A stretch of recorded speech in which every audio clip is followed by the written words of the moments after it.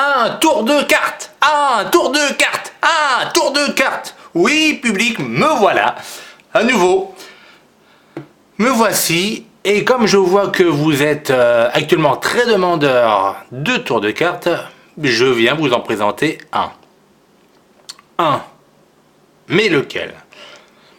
Eh bien, comme l'a si bien dit mon petit Juju, partenaire avec moi sur la chaîne YouTube à la carte, on va faire celui qu'on a nommé Matrix.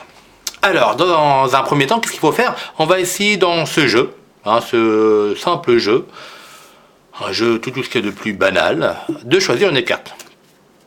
Voilà. Alors on imagine qu'il y a un public de 1200 personnes en face de moi, prêt à m'accompagner à faire ce tour. Donc, monsieur, vous, ici en face de moi, choisissez-moi une carte, vous allez me dire celle-ci. Celle-ci, vous êtes certain de choisir celle-ci. Je n'aurais pas pris celle-là, mais vous avez choisi un 6 de pique. Excellent choix que le 6 de pique, monsieur. Donc ce qu'on va faire, on va dans un premier temps essayer de perdre la carte en faisant ce mélange-ci, le mélange à la Matrix. Le mélange à la Matrix, c'est celui-ci. Parce qu'on va de plus en plus vite, et encore de plus en plus vite. Le tour à la Matrix. Voilà. Alors une fois qu'on a perdu cette carte dans le jeu, on va essayer maintenant de retrouver cette carte. Mais comment faire pour la retrouver, cette satanée carte? Une chance sur 52. Et si on réduisait le nombre de chances? Je m'explique. Je vais choisir une carte au hasard dans le paquet, celle-ci. Monsieur en face de moi, choisissez-moi une carte plutôt vers la fin. Tenez, vous me dites celle-ci, super. Madame, là, ici sur ma droite, choisissez-moi une carte, vous me dites celle-ci. Très bien, on va en prendre une autre, celle-ci. Là, ça en fait combien? Ça en fait 4. On va en prendre une dernière. Tenez, on va prendre une au début, on va la faire ensemble, celle-ci. Une autre au milieu et la dernière vers la fin, comme on dit là-bas dans le sud. Vous me dites celle du milieu. D'accord, c'est votre choix, vous avez raison, je ne vais pas vous contredire. Nous avons maintenant 5 cartes. 5 cartes dans le jeu. Peut-être, parmi les 5 cartes, y a-t-il la carte que vous avez choisie au départ? On va regarder surtout. Si vous la voyez, vous me dites rien. Est-ce le 9 de carreau? Est-ce le 7 de trèfle? Est-ce le 6 de pique? Est-ce le 7 de carreau? Ou est-ce le 2 de carreau?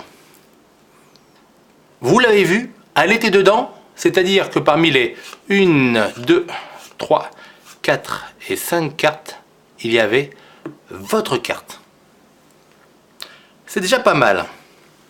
Alors, comment faire pour la retrouver? Maintenant, je vais vous montrer cette façon-ci qu'on appelle l'empalmage. L'empalmage, c'est cette façon de prendre la carte ici, de la prendre et de la garder. J'expose les 4 autres cartes ici. À mon avis, sous ma main, il y a la carte choisie, puisqu'ici, c'est le 7 de trèfle et ce n'est pas votre carte. Ici, c'était le 7 de carreau. Et ce n'est toujours pas votre carte. Ici, le 2 de carreau, et ce n'est pas votre carte. Et ici, le 9 de carreau, et c'est toujours pas votre carte. Tout me laisse porter à croire que sous ma main, j'ai votre carte. Et effectivement, j'ai ici sous la main. Alors, je m'explique. Je n'ai pas la carte, non. J'ai mieux que ça. J'ai l'âme de la carte. C'est-à-dire, lorsque je prends l'âme de la carte, que je la glisse à l'envers dans le paquet, désormais dans le paquet, une seule carte sera à l'envers dans le jeu, et c'est la carte choisie, le 6 de pique. Si, chez vous, vous êtes évanoui, ça, je vais vous dire pourquoi, c'est simplement le charme qui agit. Merci.